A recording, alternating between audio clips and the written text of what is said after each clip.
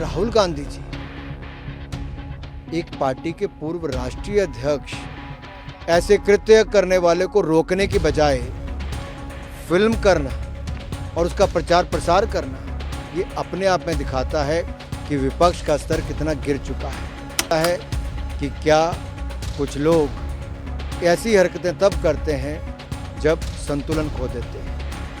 एक नहीं अनेक मुकदमे राहुल गांधी जी पर चल रहे हैं, भ्रष्टाचार से लेकर अवमानना के चल रहे हैं और पहले भी कई मुकदमों में कभी बेल पर हैं तो किसी में सजा तक सुनाई गई। आखिरकार बार बार राहुल गांधी जी के बोल और उनके एक्शन, उनके कृत्य ऐसे क्यों होते हैं जो उनको ऐसी स्थिति में लाकर खड़ा करते हैं।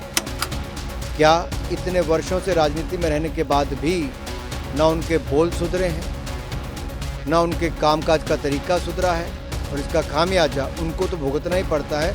पूरी कांग्रेस पार्टी और घमंडिया गठबंधन भी सहन कर रहा है। देश के सामने एक सच्चाई आनी चाहिए कि विपक्ष का रवैया जो सदन के अंदर रहा, तख्तियां लाना, हंगामे मचाना, हुड़दंग मचाना और आनन फानन में केवल संसद का बहिष्कार करना।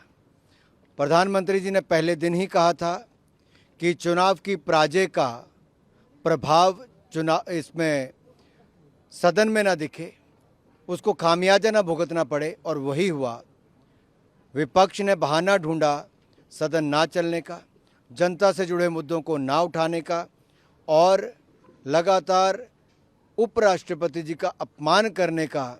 ये पहली बार नहीं, पहले राष्ट्रपति जी का किया, प्रधानमंत्री जी का बार बार अपमान किया, संवैधानिक संस्थाओं पर बैठे लोगों को और संवैधानिक संस्थाओं को लगातार आलोचना करते रहे और उपराष्ट्रपति जी पर जो कुकृत्य विपक्ष के सांसदों ने किया। और श्रीमान राहुल गांधी जी, एक पार्टी के पूर्व राष्ट्रीय अध्यक्ष, ऐसे कृत्य करने वाले को रोकने की बजाय फिल्म करना और उसका प्रचार प्रसार करना, ये अपने आप में दिखाता है कि विपक्ष का स्तर कितना गिर चुका है।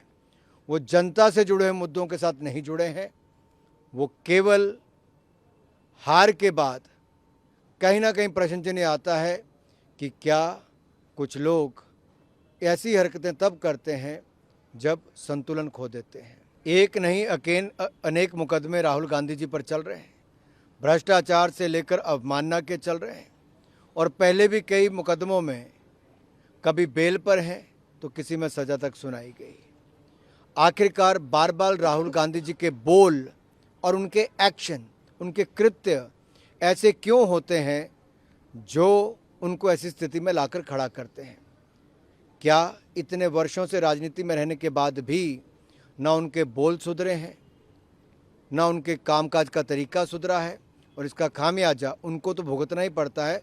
पूरी कांग्रेस पार्टी और घमंडिया गठबंधन भी सहन कर रहा है।